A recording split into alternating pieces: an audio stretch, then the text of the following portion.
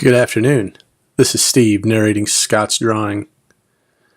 I am a guest narrator because Scott is reproducing the drawing with which he crushed my soul when I was but a tender 13-year-old trying to find his identity.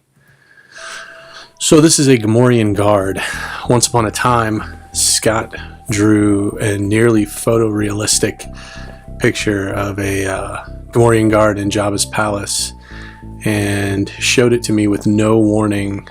I'd been drawing at that point for 2 years, really seriously, and I'd come a long way. Like I have way more talent than the average person, but not nearly as much as you would expect from someone who does it professionally. And it was that moment when he showed me that drawing that I knew I was not going to be able to draw professionally. I hung on for a couple more years trying, because you're young enough. It's not like I was gonna go into business school at 13, but I thought I'd still stick with it. And then I realized that I was a hack and would never be anything worth looking at. So he starts out with his outline here. It's very sketchy. That's the way he always does. And then he takes a picture of his hand, changes it back to his native sickly skin tone of green.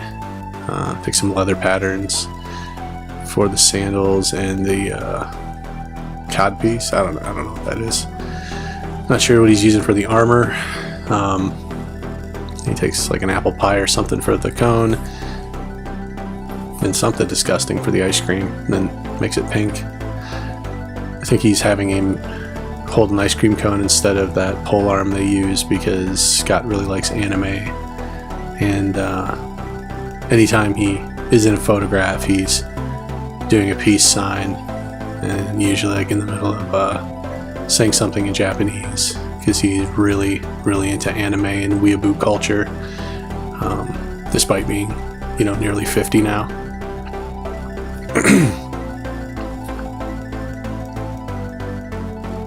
So this is really a framework.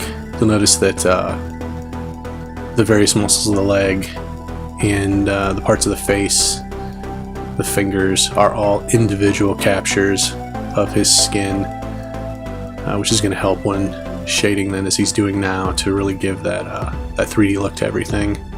It's pretty awesome. I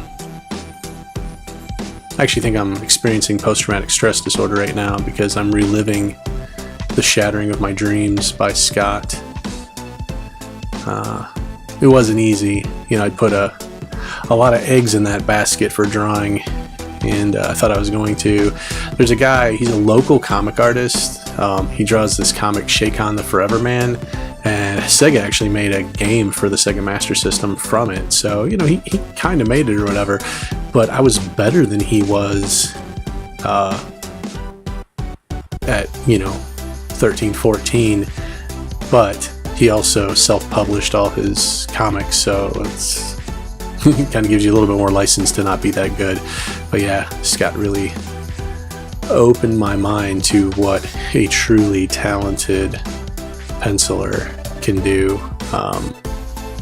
He could have easily been drawing for Marvel or DC at the time, but that's not really his style. I don't think he'd ever want to draw a comic book. In fact, one time I wrote a comic series and had the characters sketched out, the designs of them, and wanted to see if he wanted to be involved. But he had the stuff for about 1.5 years and just sort of let it die, because he hates my ideas as much as he hates my happiness, and my pride in my modicum of talent that I had. So, as he finishes the drawing, as he finished my dreams, he's gonna finish this shading and then finalize the face.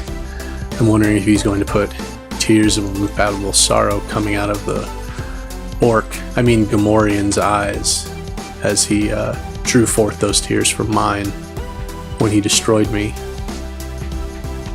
Perhaps in his old age he's learned to have mercy on the weak. The tortilla shell tusks and horns on the helmet are a nice touch. This is the kind of thing that gives you an eye for that. Like, you'll be out and about looking at things and realize the patterns you'll see on things and go, oh, I could use that for this, I could use that for that. Pretty cool. Sure, it stretches parts of the brain that make you a better artist. And so as he puts in those last touches of shading and definition on the parts of the face, he finalizes the crushing of my dreams and my soul. A little shading on the floor, and there you have it. Scott's stupid drawing.